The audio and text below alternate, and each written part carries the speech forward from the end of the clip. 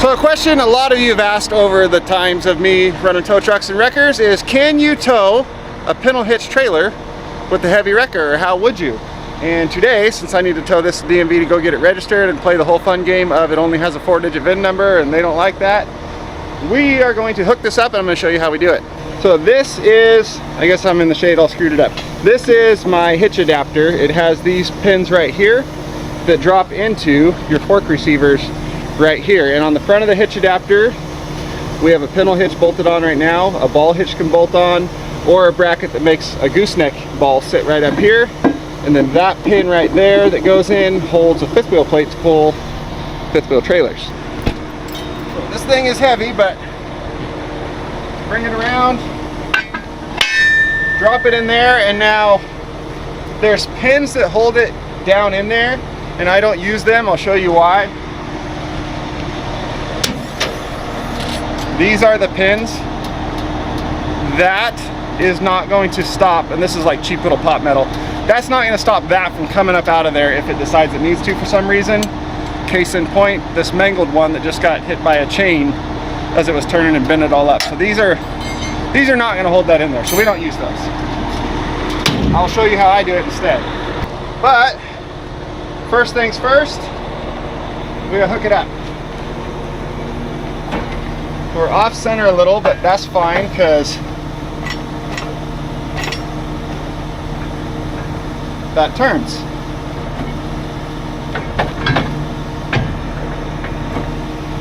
And now, since this is going to do that, I'm going to pull in as I go up some. There we go, not enough in.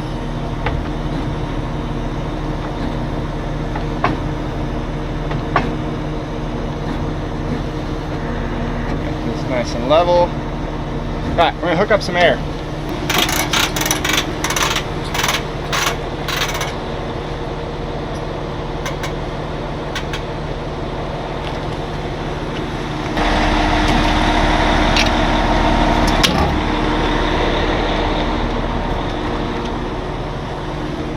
So this is our service brakes, as in when we push the brake pedal, it applies the brakes to the trailer, blue. And this is our air supply to the trailer.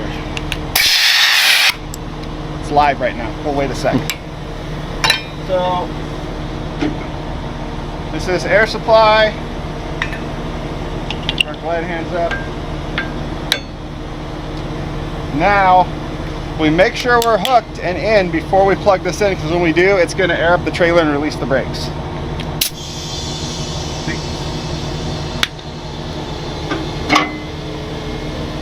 Now this is the one that will run our brakes as we're going down the road.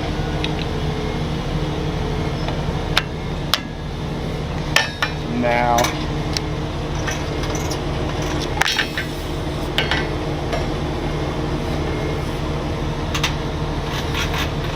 good thing about those hose reels is you can just leave them where they'll reel out and reel in, and if they happen to catch on a blast before they go back in, it's just going to sit there. Alright, now this should be airing up. Bags are still full from when we put it here like a week ago. Yeah. Put it here a week ago, unhooked it, bags are still full of air. So pull this in. We're free. So when we pull this in, the head goes mostly straight because it's got this plate on the bottom that stops it from pivoting when it's pulled all the way in. You really could just leave that and go down the road, but this is going to have just a little bit of play to it, which you don't want, so we chain this straight. And we solve our this falling out problem at the same time. So if we come under the crossbar and hook that, when we pull that tight, it's going to pull down and hold this straight at the same time, which this is now held in far better than those pins ever could, and then it also won't let the head pivot.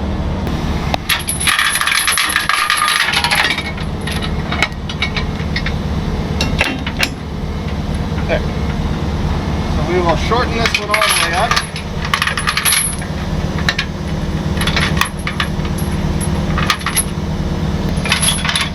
And since it's kicked a little this way, we'll leave just a little more slack in this one. And then we bump the head out. I left way too much slack.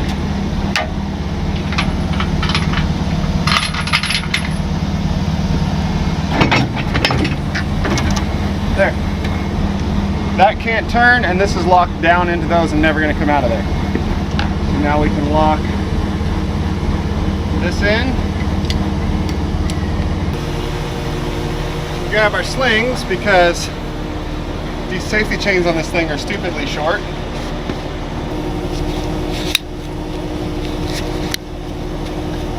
There we go.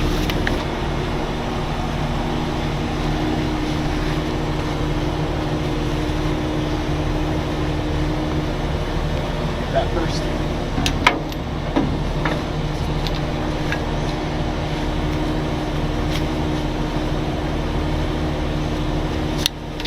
So there, we've got our crossbar locked, it can't turn this way. Our hitch adapter is held down into the forks. Safety chains, and also like that's kind of holding it down as well. Air hooked up, the only thing we don't have is electrical because this is a 24 volt trailer, 12 volt truck. This is also a 12 pin. This is a 7 pin, so we're just going to hang our wireless light bar on the back. I ordered the adapter that will allow me to plug straight off the truck to this, but hasn't showed up yet.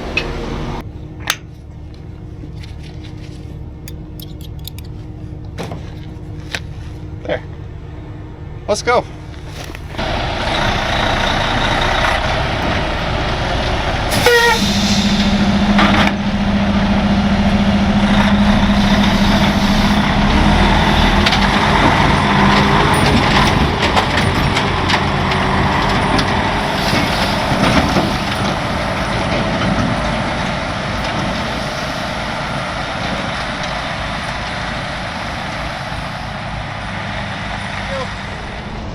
Done deal, gut plates, super easy, everything went smooth. So the trailer is now registered and legal to go use for whatever I decide to end up using it for at some point.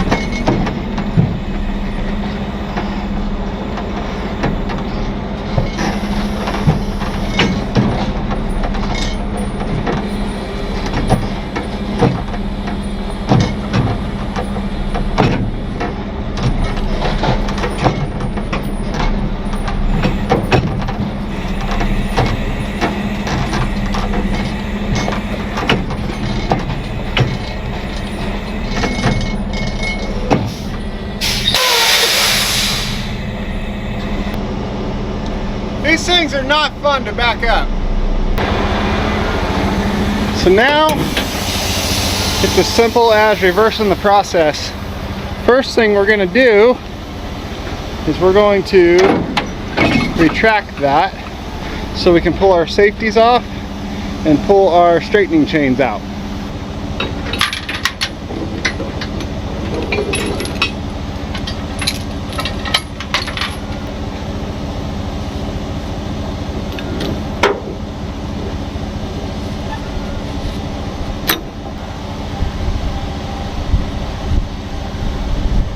And now we'll push the trailer back.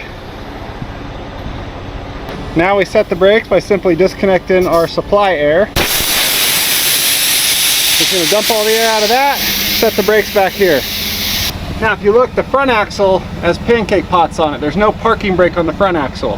When there's air supplied, those work the brakes, you have brakes. When there's no air at all, the front of this trailer will be free rolling. On the back axle here, however, these are spring brakes. So how this works is when air is supplied, it releases that spring back there, puts air into this chamber up here through that line, releases that spring and holds it in the released position. Then this part of the brake chamber is the same as that one up front, where air comes in, activates the brakes, air goes out, brakes release. Then when air is drained out of the system, that spring pushes back down and activates the brakes. That is how air both releases the brakes and activates the brakes. Not at the same time, but kind of at the same time, I guess. Oh yeah, we got license plates. We also got David put on the DOT tape to make us all like legitimate and such and legal, which is kind of dumb to have bright, reflective, inconspicuity tape. That's what it's called on a camo trailer, but you have to have it, so we have it. Okay, so that is parking brake set. We can verify by pulling on this. See, the front rolls, but the back skids. So brakes are set. To release this, that can go back up there. This one can go back up there.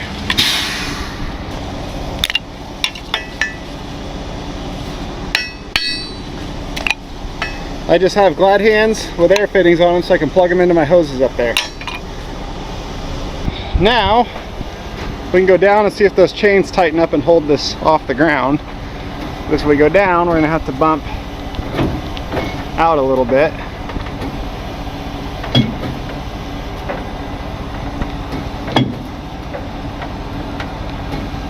Come on.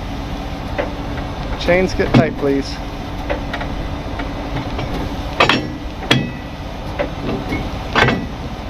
Come on, there we go. Now we can pull this in. Pick it back up. I'll show you the other attachments and how this works. So we're by the shed now because it's 102 degrees out here and I am not walking all the way over there, all the way over here to carry attachments back and forth to make a video. So this is how the pintle hitch adapter works. I'll show you if I need to pull a ball hitch trailer, what I would do then. I would grab this attachment right here. I would undo those 4 bolts on the pintle hitch and bolt those 4 bolt holes right there, right up in place on it. And then I have this attachment on there. And if you see, it has a hole right there. There's holes right there. Those holes would sit in between these holes, and this pin would go in place to help lock it all together. We're gonna leave that there because it's gonna come in important later. Now I have a 2 5/16 ball here that can pull a 2 5/16 trailer. Yes, that's the Onyx off-road bus there. Or this can also pull gooseneck trailer, because obviously this just goes up higher. Then I have other balls I can switch out for a 2-inch or whatever if I need to pull smaller trailers. But Casey, what if you need to pull a 5th wheel? And we install this. This is a 5th wheel hitch. And you see that same pin goes right through there. That's what allows us to tilt. Kingpin goes in right here. That's our lock pin right here that comes in and out.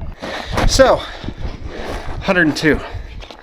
Very, very hot. But that is how that hitch adapter allows me to pull pintle hitch, gooseneck, bumper pull, and 5th wheel trailers. And yes, I know there's the combo pintle ball hooks, or it's a hitch ball and the pintle top, so you don't have to unbolt that and bolt that on, whatever.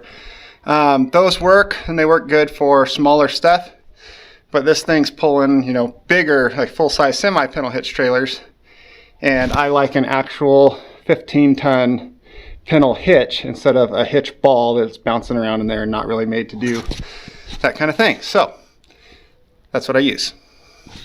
I'd rather do the 4 bolts off, 4 bolts on, and actually do it right than one of those chintzy balls and a big semi-trailer pintle slamming against it. It just doesn't seem right.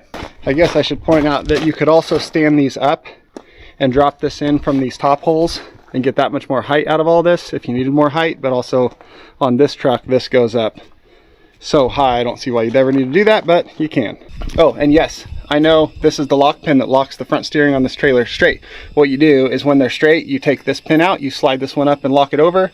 It puts that pin up through there, locks these front tires nice and straight, and then you back this up like one straight trailer. It just skids the front end side to side. The reason I don't do that is because I've owned one of these trailers before. I've used that. Once it gets some pressure on it, that pin is a freaking nightmare to get back out of there. And since I can back this trailer up by just backing it up like that, I do. Also, I could just chain sling it off the front axle here like I've done before with my other one. And you just tow it with the front end in the air and you can back it up anywhere just like a normal trailer. The reason I didn't mention that before when I said how hard it was to back this up is because I knew if I didn't, some of you would comment about that right there, and that would just be more comments to tickle the algorithm's fancy, and the algorithm likes its fancy tickled because fancy is just another word for